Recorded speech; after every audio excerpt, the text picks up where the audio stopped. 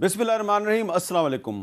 Capital talk में खुश आमदेद। आप जानते हैं कि बांग्लादेश में जो इंतखाबात का अमल है मुकम्मल हो चुका है, वोटिंग मुकम्मल हो चुकी है, वोट डाले जा चुके हैं।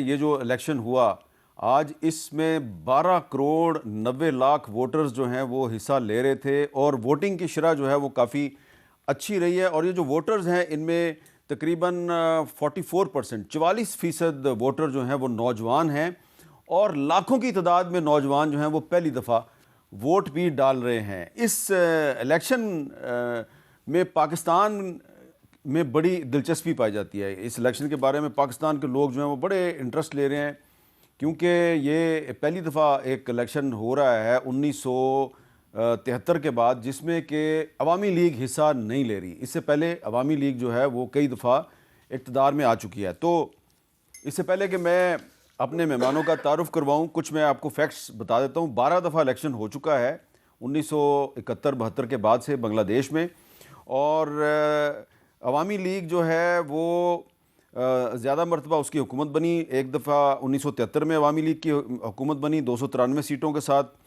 फिर 1979 में बीएनपी की हुकूमत बनी 207 सीटों के साथ।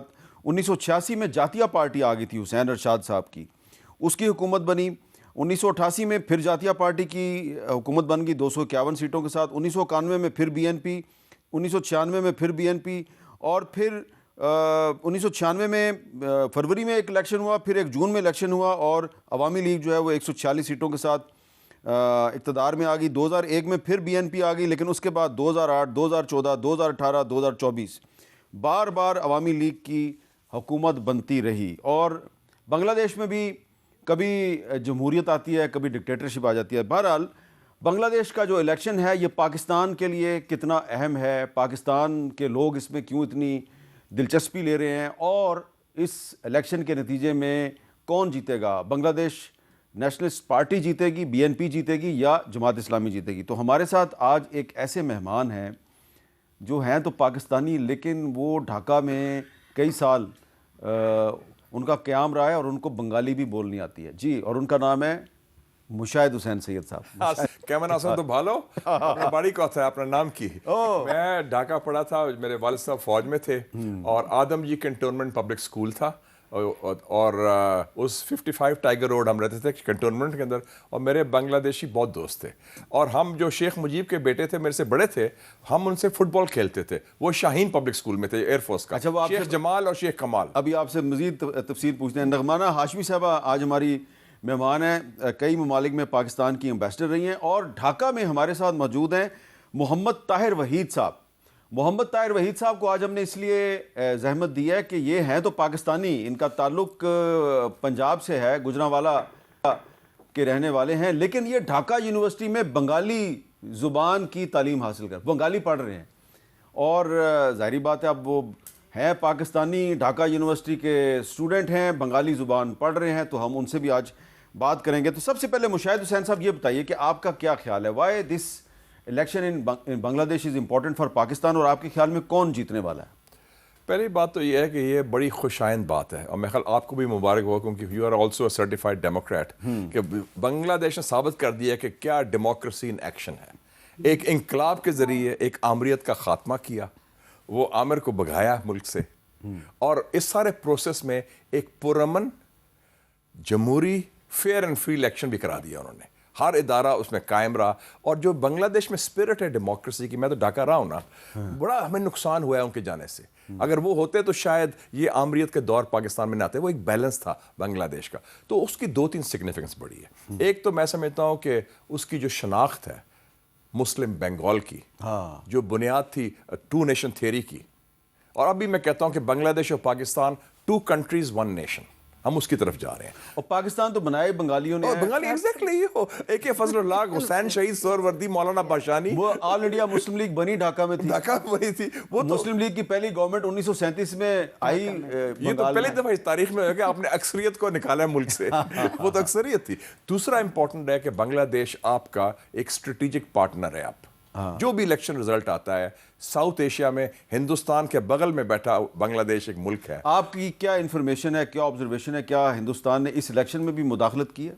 बिल्कुल मैंने सुना है कि रॉ ने बहुत पैसा लगाया है। अवामी लीग चूंकि अलाउड नहीं थी, वो तो होता है अवामी लीग आउट होगी ना, उसको तो बैन कर दिया है। वो तो वैसे ही जब हिटलर खत्म हुआ था तो नाजी पार्टी तो इलेक्शन में नहीं हिस्सा लगती थी। सद्दाम हुसैन के बाद बास पार्टी भी फारग हो गई थी। उन्होंने जो 3 इलेक्शन, आपने कहा 12 इलेक्शन, पिछले 3 इलेक्शन जाली थे।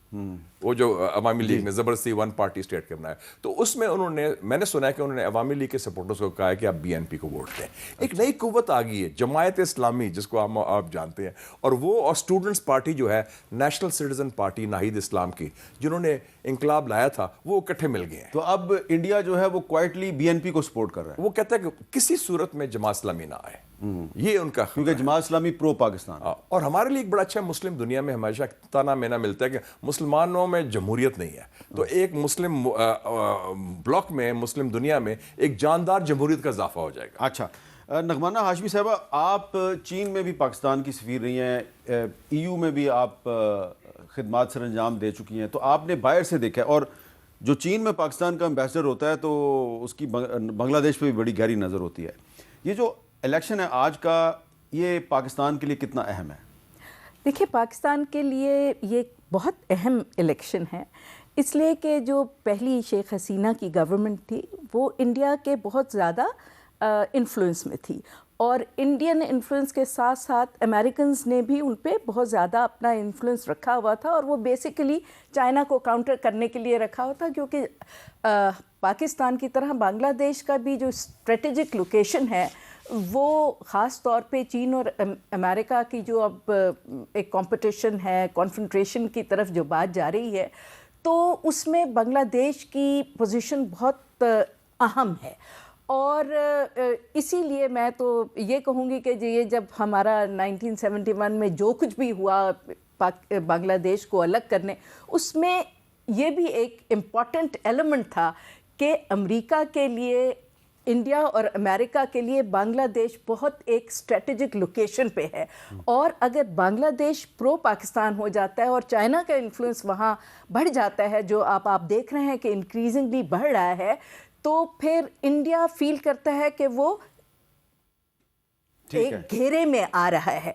तो इसलिए हमारे लिए ये बेहतर इसलिए है कि हमारे अगर उनके साथ अच्छे ताल्लुकात हों, और हम चीन के भी स्ट्रेटेजिक पार्टनर हैं, तो ये ईस्टर्न फ्लैंक पे हम एक इंडिया के ऊपर प्रेशर ज़्यादा पड़ता है, तो उसके लिए अगर कोई कॉन्फ्रंट्रेशन होती है तो एक 2 फ्रंट वॉर की पॉसिबिलिटी हो सकती है। ठीक है। अच्छा जी, अब ताहिर वहीद साहब, खुश आमदेद आपको हम अपने प्रोग्राम में कहते हैं। आप सबसे पहले तो ये बताइए कि ये जो हाल ही में पाकिस्तान का जो क्रिकेट बोर्ड है उसने बांग्लादेश के साथ यकजहती के इजहार के लिए भारत के साथ श्रीलंका में मैच खेलने से इनकार किया, फिर बांग्लादेश के बोर्ड के सदर पाकिस्तान आए, उन्होंने पाकिस्तान से कहा जी कि कोई हमें भी इसमें फैसिलिटेट करने का रास्ता निकाले। तो पाकिस्तान की सारी लड़ाई बांग्लादेश के लिए थी, और फिर बांग्लादेश जो है उस पे से जो आईसीसी का जुर्माना है वो भी ख़त्म करवाया गया, उसको फैसिलिटेट भी किया गया। तो इस पर बताएंगे कि बांग्लादेश के लोग क्या सोचते हैं जो पाकिस्तान ने किरदार अदा किया? जी, सबसे पहले आपका बहुत शुक्रिया, आपने अपने प्रोग्राम में मुझे इनवाइट किया। जी, मैंने इस पर सर्वे भी किया है, और मैंने बांग्लादेशी नौजवानों से ये सवाल पूछा था कि पाकिस्तान ने तमाम दुनिया से लड़कर बांग्लादेश का केस जीता है, तो आप इसमें पाकिस्तान के लिए आपके क्या रिमार्क्स हैं? तो बांग्लादेशी लोगों ने कहा कि पाकिस्तान पूरी दुनिया में जब भी हम पर कोई मुश्किल वक्त आता है, मुल्क जो हमारी मदद के लिए खड़ा होता है वो पाकिस्तान होता है।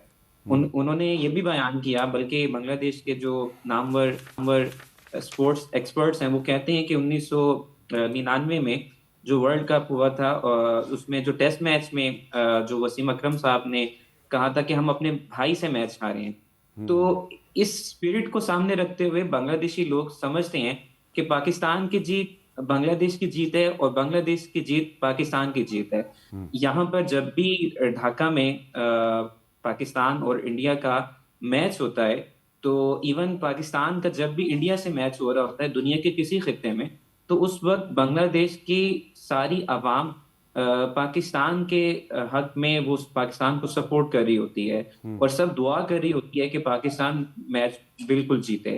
तो बांग्लादेशी नौजवानों का इस पर बड़ा अच्छा मस्बत रद्द अमल था कि हम शुक्रगुजार हैं कि पाकिस्तान ने हमारे लिए इस बड़ी क्रिकेट की जंग में आईसीसी की दुनिया में, जहां पर एक पड़ोसी मुल्क सिर्फ अपनी इजारादारी कायम कर रहा है, और उसमें पाकिस्तान ने ये रियलाइज किया कि अगर हम अपने भाई को तन्हा छोड़ देंगे तो इसमें जो ठीक है। हमसाया मुल्क है उसकी इजारादारी कायम हो जाएगी। अच्छा, उसमें वो बड़े शुक्र अब ये बताएं कि आप गुजरांवाला के रहने वाले हैं, तो आप ढाका यूनिवर्सिटी में बंगाली ज़ुबान क्यों पढ़ रहे हैं, बंगाली लिटरेचर क्यों पढ़ रहे हैं?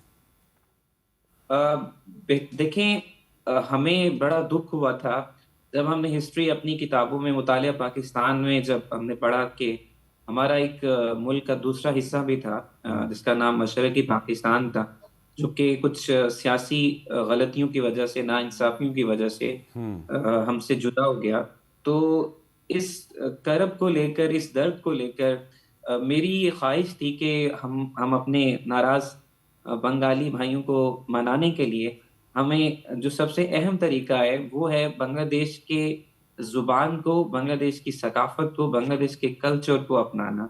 जब तक हम बांग्लादेशियों को अपनी उनकी जुबान में हम अपने प्यार का एहसास नहीं दिलाएंगे और हम उनकी जुबान को अडॉप्ट नहीं करेंगे, और पाकिस्तान में जो पाई जाने वाली बांग्लादेशी बहन भाइयों के लिए जो हमारी मोहब्बत है, उनको जब तक एक आम बंगाली को जब तक हम नहीं वो ठीक है। बताएंगे तो तब तक हमारे ताल्लुकात में बेहतरी नहीं आ सकती। और जो मिस इन्फॉर्मेशन का खास तौर पर ये आज का दौर है कि जहां हमेशा एक आम पाकिस्तानी को बांग्लादेश की नज़र में, बांग्लादेशी की नज़र में बहुत ही एक मुतनफ़िर और मुतकब्बिर एक शहरी दिखाया जाता है। तो हम बांग्लादेशी बहन भाइयों को, हमारे भाइयों को हम ये बताना चाहते हैं कि हमारे दिलों में आप लोग रहते हैं। चलें, ठीक और है, हम आपकी बात समझ आ गई। अब बताएं कि आज के इलेक्शन में कौन जीत रहा है? जी, बाहर आज हमने वोटर्स का रश देखा था, और खासकर चूंकि ढाका ही के, अगर हम डाकशू इलेक्शन की बात करें, ढाका यूनिवर्सिटी स्टूडेंट के जो काउंसिल के इलेक्शंस होते हैं, और बांग्लादेश में तमाम जो इलेक्शंस गुज़िश्ता इसी साल में इलेक्शंस हुए बांग्लादेश की 4 बड़ी यूनिवर्सिटी में, तो सब में जो बांग्लादेश जमात इस्लामी की जो स्टूडेंट विंग है, इस्लामी छात्र शिविर, उन्होंने एक वाज़ेह क्लैरिटी मेजॉरिटी हासिल किया है। तो जो यूथ है आज की, बांग्लादेश की यूथ है, वो बांग्लादेश के सियासी निज़ाम में तब्दीली चाहती है और वो स्टेटस को के निज़ाम को बदलना चाहती है। तो हम उम्मीद करते हैं कि जो बांग्लादेशी नौजवानों और बांग्लादेशी लोगों ने जो गुज़िश्ता अपने 54 सालों में जो चीज़ें देखी हैं, वो एक नए निज़ाम की तरफ जाना चाहते हैं, और नए निज़ाम को स्टूडेंट्स लीड कर रहे हैं। तो हम उम्मीद करते हैं कि स्टूडेंट्स और बकिया जो इवन के बीएनपी के अंदर भी लोग हैं जो पाकिस्तान के साथ अच्छे ताल्लुकात चाहते हैं। तो हम चाहते हैं कि जो भी सियासी जमात इक़्तिदार में आए, वो पाकिस्तान के साथ एक बरादराना ताल्लुक रखे, क्योंकि बेगम खालिदा जिया मरहुमा, उनका पाकिस्तान से बड़ा एक लेकिन इस वक्त तो मुकाबला बीएनपी और जमात इस्लामी के दरमियान है, तो दोनों में से आपके ख्याल में किसको मेजॉरिटी मिलेगी? देखिए, अगर हम शहर से बाहर की, ढाका शहर से बाहर की बात करें, बांग्लादेश के गांव देहातों की बात करें, और बांग्लादेश के जो मजदूर तबका की बात करें, तो उनकी जो पसंदीदा जमात है वो बीएनपी है। तो किसी हद तक कहा जा सकता है कि बीएनपी को इस बार मेजॉरिटी मिल सकती है, लेकिन ये कांटेदार मुकाबला होगा। ठीक है। इसमें जी सर। चलें, अच्छा जी, अब मुशाहिद साहब, अब अगर तारिक ज़िया साहब जो हैं उनको मेजॉरिटी मिल जाती है, जो खालिदा ज़िया के और जनरल ज़ियाउर रहमान के तारिक रहमान जो हैं, हैं, और उन पे बहुत ज़्यादा करप्शन के इल्ज़ामात थे और मुकदमात भी थे, और वो तवील जलावतनी के बाद वापस आए हैं बांग्लादेश के 20 साल के बाद। 20 साल के बाद। तो क्या आपको क्या सिनारियो नज़र आ रहा है, फिर क्या होगा? पाकिस्तान पहला मुल्क होगा जिसका वो दौरा करेंगे? हो सकता है कि वो मसलियत के तहत हिंदुस्तान का भी दौरा कर रहे हैं, लेकिन उनका दिल पाकिस्तान में धड़केगा, क्योंकि उनके वालिद साहब पीएमए में कंपनी कमांडर रहे, मेजर ज़ियाउर रहमान, बड़े अच्छे कामयाब, और उनको मर्डर करवाने में भी इंडिया का बड़ा रोल, इंडिया का रोल था, पाकिस्तान का। और इनके बीएनपी के दौर में बहुत अच्छे ताल्लुकात थे। फिर ज़ियाउर रहमान साहब के बाद आपको पता है जातीय पार्टी का हमने जिक्र किया, हुसैन मोहम्मद इरशाद साहब आए, उनके साथ बड़े अच्छे ताल्लुकात थे हमारे। बल्कि जनरल ज़िया के दौर में तो हमने 30 तैयारे उनको दिए थे A7 Chinese as a gift, 86 की बात कर रहा हूँ मैं, 40 साल पहले। तो हमारा बांग्लादेश से एक जो स्ट्रेटेजिक ताल्लुक था वो अनफॉर्चुनेटली हसीना वाजिद ने वो ख़राब कर दिया। और ये जो उन्होंने बिल्कुल सही फरमाया, मेरी हमशीरा Tahseen Syed head of world bank थी ढाका में, बांग्लादेश में।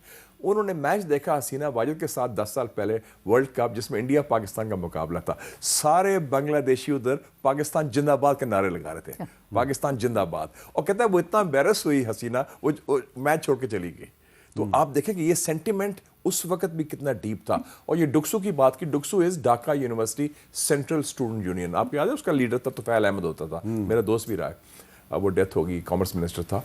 तो उसमें 28 सीटों में से 23 जमात इस्लामी की स्टूडेंट विंग ने जीती हैं, ये जो भी इलेक्शन हुआ है। और उसके अलावा चिटागांग भी, राजशाही भी। तो स्टूडेंट आप देखें ना कि यंग लोग, एक तरफ इस्लामी तशख़्ख़ुस और दूसरी तरफ तब्दीली। अच्छा, पाकिस्तान की जमात इस्लामी और बांग्लादेश की जमात इस्लामी एक ही चीज़ है या दो मुख्तलिफ चीज़ें हैं? दो मुख्तलिफ चीज़ें हैं। दो मुख्तलिफ ये चीज़ें अर्दोगान मॉडल है, ये अर्दोगान मॉडल, ये अर्दोगान मॉडल है जो अवाम को एक्सेप्टेबल है। मेरा हाफिज़ नईम मेरे साथ बड़ी दोस्ती है और उन्होंने बड़ी जान डाली है। और उनको बेचारे से वो फॉर्म 47 के शिकार हो गए। उनको कहा गया था आप जीते, उन्हें जीतने से इनकार किया उन्होंने। और वो कराची के मेयर अगर होते तो कराची की आई थिंक तकदीर तब्दील कर दी जाती। लेकिन उनको अब निकलना पड़ेगा। Jamaat Islami is the communist party of the right in Pakistan. कल से निकले जरा, वो छोटे से सेल की तरह। मैं क्या निकलो बात, दिल बड़े, जो Erdogan model is the way forward. अच्छा, अब नगमाना हाशमी साहब, आप से मेरा सवाल ये है कि अगर बांग्लादेश में कोई भी जीतता है, बीएनपी जीती है या जमात इस्लामी जीतती है, अवामी लीग तो इलेक्शन से आउट है क्योंकि इलेक्शन कमीशन जो है बांग्लादेश का, उसने उनको हिस्सा लेने की इजाज़त ही नहीं दी। वैसे भी हसीना वाजिद इंडिया में बैठी हुई हैं और सजाए मौत हो चुकी है, उनको सजाए मौत भी। जो भी आता है बांग्लादेश में, जो भी वज़ीर आज़म आता है, तो उससे हमारा जो रीजन है इसमें जो पावर का बैलेंस है, इस पर कोई असर पड़ेगा? देखिए, पावर का बैलेंस तो साउथ एशिया में ऑलरेडी काफ़ी शिफ्ट हो चुका है।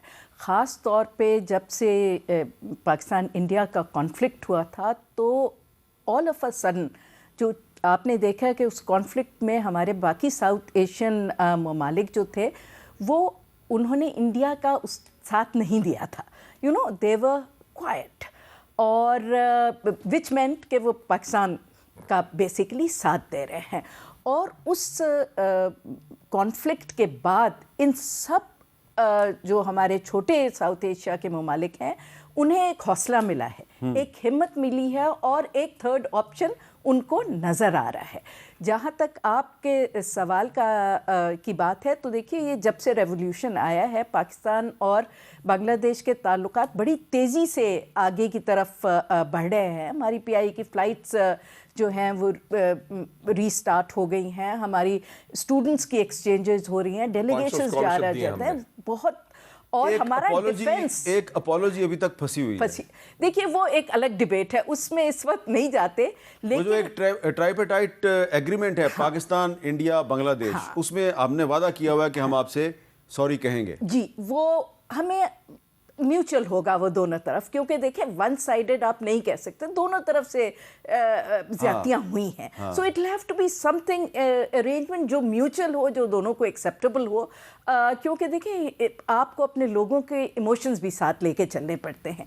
लेकिन हमारा जो रिलेशनशिप है उनसे, जो अब एक जिसकी ट्रेजेक्ट्री ऊपर की तरफ जा रही है, उसका बहुत ज़्यादा दारोमदार होगा कि जो आने वाली गवर्नमेंट है वो ये चाइना का और अमेरिका का जो एक वहाँ पे प्ले आउट हो रहा है इस वक्त बांग्लादेश में कॉन्फ्रंटेशन, वो किस मतलब वो ऊँट किस करवट बैठता है। अगर उसमें चाइना का पल्ला भारी रहा तो फिर हमारा ऑटोमेटिकली रिलेशनशिप मज़ीद स्ट्रॉन्ग होगा और उसकी पॉसिबिलिटी ज़्यादा लग रही है।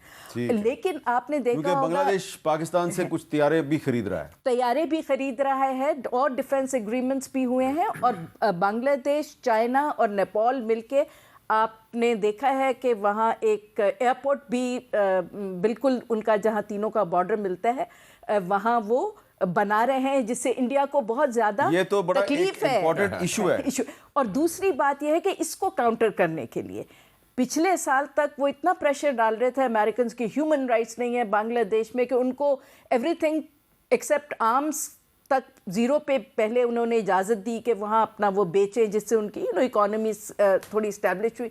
लेकिन जैसे ही उन्होंने देखा कि ये slowly and gradually non aggressive जो एक चाइना का तरीक़ा है, वो उनकी इंग्रेस बढ़ रही है, उनका इन्फ्लुएंस वहाँ पे बढ़ रहा है, तो उन्होंने फ़ौरन पहले थ्रेट किया, और जब वो थ्रेट से बात नहीं रुकी तो अब उन्होंने लेटेस्ट तैयारे उसको ऑफ़र किए एट कंसेशनल रेट्स, क्योंकि यहाँ से वो उन्होंने ये JF-17 की फरमाइश की है।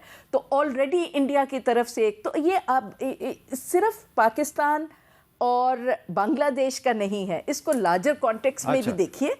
और आई थिंक कि ये शायद चीन का इन्फ्लुएंस स्टेडली इंक्रीज हो। अच्छा, मुझे एक ब्रेक लेनी है जी, ब्रेक के बाद दोबारा मिलते हैं।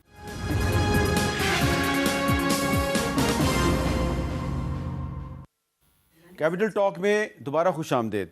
अच्छा ताहिर वहीद साहब, अब आप ज़रा हमें ये बताएं कि इस वक्त जो वोटिंग तो मुकम्मल हो चुकी है, अब रिज़ल्ट थोड़ी देर में आने शुरू हो जाएंगे, तो ये जो इलेक्शन था इसमें बड़ा एक मसला क्या था, यानी कि वो कौन सा इशू था कि जिस पे लोगों ने धड़ाधड़ वोट दिए हैं?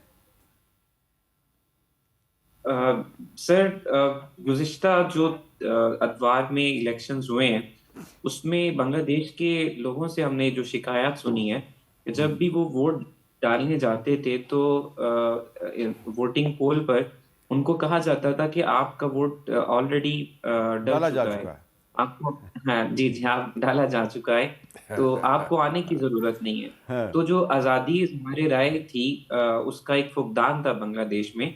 गुज़िश्ता तीन अदवार में एक ही हुकूमत मुसलसल हुकूमत कर रही थी, तो वो और उनकी जो पॉलिसीज थी गुज़िश्ता हुकूमत की, वो सिर्फ एक तरफा थी, जो पूरे बांग्लादेश को एक एंटरटेन करे, पूरे बांग्लादेश को बराबर के मुनसिफाना हुकूक ने, उस चीज़ की कमी थी, जिस वजह से गुज़िश्ता जुलाई के 2024 में जुलाई के महीने में तलबा ने तहरीक शुरू की, और उसका बुनियादी मंशूर था कि जो बांग्लादेश के 1971 के फ्रीडम फाइटर्स हैं और उनके लिए जो बांग्लादेशी जो सिविल सर्विसेज हैं, उसके लिए जो कोटा मुख्तिस किया गया है, उसमें जो आम तलबा हैं उनको उनकी जो सीट्स हैं उसमें मसला हो रहा है। तो इस वजह से तलबा ने उस तहरीक का आगाज किया, और उस तहरीक बांग्लादेश के लोगों की आवाज बनकर उभरी, और उस तहरीक ने उस सियासी निज़ाम का खात्मा किया, जिसकी वजह से बहुत सारे आम नहीं, लेकिन ये जो कोटे का मसला है, क्या ये इस इलेक्शन में भी बड़ा अहम है? बिल्कुल सर,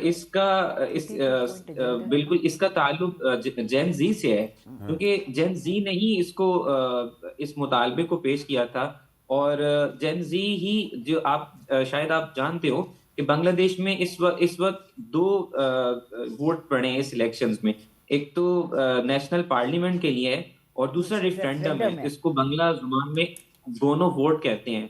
तो जो आईनी रेफरेंडम भी साथ साथ चल रहा है। जी इंस्टीट्यूशनल रिफॉर्म्स। ठीक है जी। अच्छा मुशाहिद साहब, ये बताएं कि ये जो वक्फे से पहले एम्बेसडर नगमाना हाशमी साहबा फौजी अड्डे का जिक्र कर रही थी, क्या वो इतना इम्पोर्टेंट है कि उसके लिए अमेरिका और चाइना के दरमियान मामलात ख़राब हो गए?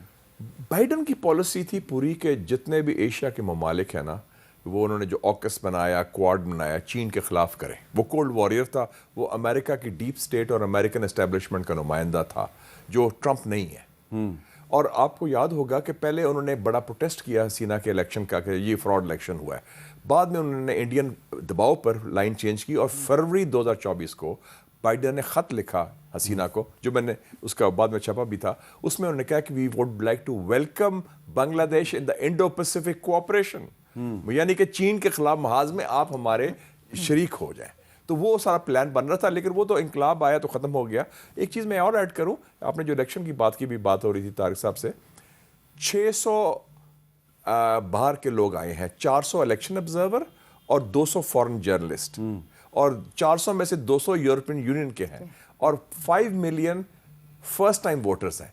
जो 18 साल के 50 लाख उनके तो वो अवामी लीग के टोटली खिलाफ होंगे। आधा करोड़ वो हैं 5 मिलियन, जो आपने कहा ना 44% में, तो 5 मिलियन वो शामिल है। अच्छा, आपको खुद भी तो बंगाली बोलनी आती है? जी जी। और आपने थोड़ी सी बोली भी है, हैं? तो ये बंगाली आपने वहाँ पे सीखी थी? उस ज़माने में मीर साहब ये रूल था फील्ड मार्शल अयूब खान साहब के ज़माने में कि जो वेस्ट पाकिस्तान के लोग जाते थे, हम लोग उधर जाते थे, वो बंगाली कंपलसरी थी। जो ईस्ट पाकिस्तान के लोग इधर आते थे उनके लिए उर्दू कंपलसरी थी। तो हमें बंगाली ना सिर्फ बोलनी होती थी बल्कि हम लिखते भी थे संस्कृत स्क्रिप्ट में। तो वो पूरी ट्रेनिंग होती थी बंगाली। वो कहते थे इंटीग्रेशन होगी इससे ईस्ट और वेस्ट पाकिस्तान की। अच्छा। और मैंने देखा कि जो शऊर था उधर उस वक्त, मेरा जो सियासी शऊर है उधर पैदा हुआ। वो हमारे स्कूलों में भी इलेक्शन होता था क्लास मॉनिटर का, वो बड़े जमहूरियत लोग हैं और वो लेफ्ट की पार्टी सारी थी। कोई वो राशिद खान मैनन, अब नैब बशानी ग्रुप, नैब वली खान ग्रुप, और बड़ी बातें हो रही हैं चेयरमैन माओ की किताब में। बंगाली कौम में बहुत शऊर था, बड़े अवेयर थे, हमसे बहुत आगे थे। मैं आई एम सॉरी टू से इन टर्म्स ऑफ सियासी शऊर की बात कर रहा हूँ मैं। और इसीलिए उन्होंने अयूब खान के मुकाबले में फातिमा जना को जितवा दिया था। उन्होंने मैं उसको उधर था। अच्छा। मुझे अभी तक याद है, हमारे जो कुक था, हमारा जो बैटमैन था, बंगाली थे, उन्होंने उस दिन खाना नहीं खाया। आपके वालिद साहब फौज में थे? फौज में थे। हाँ। और मेरे वालिद साहब भी सपोर्टर थे फातिमा जना मादरे मिल्लत के, क्योंकि वो मुस्लिम लीगी थे और पलटन मैदान में जलसे में मुझे लेके गए थे एज अ सर्विंग फौजी कर्नल। तो वो हम तो उन्होंने वोट उधर ही दिया था, लेकिन वो जो बंगाली लोग थे, सोग था, उधर भी धांधली हुई थी बहुत बड़ी। क्योंकि ईस्ट पाकिस्तान में इलेक्शन जीत गई थी वो तो इधर हुआ ना। और ढाका में उनका पोलिंग एजेंट शेख मुजीबुर रहमान था। बिल्कुल। शेख मुजीबुर कौन था? वो असिस्टेंट था हुसैन शहीद सोहरावर्दी का, जिनकी वजह से पाकिस्तान बना। आपको याद होगा कि 16 अगस्त 1946 में कायद आज़म ने जब कैबिनेट मिशन में नेहरू ने यू टर्न किया, उन्होंने कहा कि now we bid good bye to constitutional means direct action day. Suhrawardy ने कहा फिक्र ना करें, मैं इसको साफ करूं। और दिल्ली रेजोल्यूशन आ गया, वो उड़ा के रख दिया था सारा, पूरा बंगाल में इट वाज ऑन फायर। उसके बाद उन्होंने दे रियलाइज ब्रिटिश के अब इंडिया इकट्ठा नहीं रह सकता, तो फिर वो इंडिया, वरना ब्रिटिश की तो साजिश थी और कांग्रेस के साथ कि एक यूनाइटेड इंडिया हो। अच्छा, नगमाना हाशमी साहबा, एक इंडियन पार्लियामेंट में एक नक्शा मौजूद है, उन्होंने हैंग किया हुआ है अखंड भारत का, और वो नक्शे जो है वो ये कहता है जी कि पाकिस्तान, बांग्लादेश, अफगानिस्तान, नेपाल, श्रीलंका, म्यांमार, मालदीव, ये सारे जो हैं ये अखंड भारत में आ जाएंगे। अक्साई चीन भी है, चाइना के अक्साई चीन भी है। तो अभी तक तो पाकिस्तान जो है उसने सिर्फ इसकी हल्की फुल्की एक मजम्मत की है। क्या ये पॉसिबल है कि बांग्लादेश में जब नई हुकूमत आ जाएगी तो पाकिस्तान और बांग्लादेश मिलकर ये किसी इंटरनेशनल फोरम पर मुश्तरका तौर पर ये इशू रेज कर सकते हैं कि इंडियन पार्लियामेंट में से जो अखंड भारत का नक्शा लटकाया हुआ है इसको आप हटाएं, क्योंकि ये इंटरनेशनल लॉ की खिलाफ वर्जी है? देखिए, ना सिर्फ पाकिस्तान और बांग्लादेश, ये मैंने जैसे पहले अर्ज़ किया कि पूरे साउथ एशिया में एक फ्लक्स है और पूरे साउथ एशिया में एक अवेकनिंग हो रही है। और इस वक्त ये बांग्लादेश का इलेक्शन बहुत इम्पॉर्टेंट है और इसकी ओरिएंटेशन किस तरफ है, बाकी सारे मुल्क इस वक्त इन्हें देख रहे हैं और इनके इलेक्शन की उन पे भी काफ़ी इफ़ेक्ट होगा। और जहाँ तक इस नक्शे का सवाल है तो don't mind my saying so, लेकिन मेरे ख्याल से अखंड भारत जो है वो एक इंडिया का सिविलाइजेशनल डिल्यूजन है, क्योंकि ये बिल्कुल हकीकत है। मैं हिस्ट्री की स्टूडेंट नहीं हूँ, लेकिन मुझे इतना ज़रूर मालूम है। आपने इतनी किताबें लिखी हैं, आप हिस्ट्री की स्टूडेंट क्यों नहीं है? और एक और भी आपकी किताब आने वाली है। नहीं, लेकिन ये मैं आप मुझे सुरखा कहते हैं, बट एनीवे ये जो है ये बिल्कुल एक उनका डिल्यूजन है कि कोई अखंड भारत किस्म की चीज़ कभी थी या दोबारा बन जाएगी। क्योंकि हिस्ट्री में अगर आप देखें तो कभी भी इंडिया किसी वक्त भारत किसी वक्त भी एक यूनाइटेड वो नहीं रहा है। इसको तो आके मुगलों ने यूनाइट किया है, मुगलों ने यूनाइट किया फॉर द फर्स्ट टाइम। तो ये किस अखंड भारत की बात कर रहे हैं? ये ज़रूर है कि उनका एक सेंटिमेंटल एक अटैचमेंट है दरियाए सिंध के साथ, बिकॉज जो ऋग्वेदा है वो दरियाए सिंध के किनारों पे लिखी गई थी, वो गंजिस के किनारों, गंगा के किनारे पे तो नहीं लिखी गई। तो क्योंकि सिविलाइजेशनल वो यहाँ से उभरा था और वो भी इसलिए उभरा था कि जो इलाका जिसको हम पाकिस्तान कहते हैं ये एक मेल्टिंग पॉट ऑफ सिविलाइजेशंस था। तो इसने ना सिर्फ हिंदुइज़्म को यहाँ पैदा किया और परवान चढ़ाया और एक मॉडरेट हद तक रखा, फंडामेंटलिज्म तो वो नॉर्थ इंडिया पे गया और साउथ इंडिया में तो आया। इसी तरह बुद्धिज्म यहाँ पे परवान चढ़ा, यहाँ से आगे पूरी दुनिया में गया। इस्लाम जो है वो पाकिस्तान के थ्रू इधर आया। क्रिश्चियनिटी को हमने इंपोर्ट करके यहाँ से वो फिर इंडिया गई। तो ये उनका जो एक वो है कि शायद पूरे भारत का कोई एक बड़ी सी एम्पायर थी जो एक हिंदू स्टेट थी, ये बिल्कुल गलत है। ठीक है, अफगानिस्तान की तरह यहाँ भी और या सेंट्रल एशिया की तरह खानेट्स थी, अपने अपने छोटे और जिक्र उनके नेशनल एंथम में भी है। और अफगानिस्तान वाले जो हैं उनको पता नहीं है उनको बताना चाहिए अखंड भारत का जो दोस्ती कर रहे हैं नक्शा लटका हुआ है इंडियन पार्लियामेंट में, तो उसमें उन्होंने अफगानिस्तान भी ये हमारा सूबा है। लेकिन उस पर उन्होंने एक स्टेटमेंट पहले दी थी, अभी नहीं, लेकिन अगर आपको याद होगी जब ये इन्होंने पहले अखंड भारत की, तो अफगानिस्तान से एक हल्की सी स्टेटमेंट आई थी कि Afghanistan has always been independent and never part of this. अच्छा, मैं एक ब्रेक लेनी जी, ब्रेक के बाद दोबारा।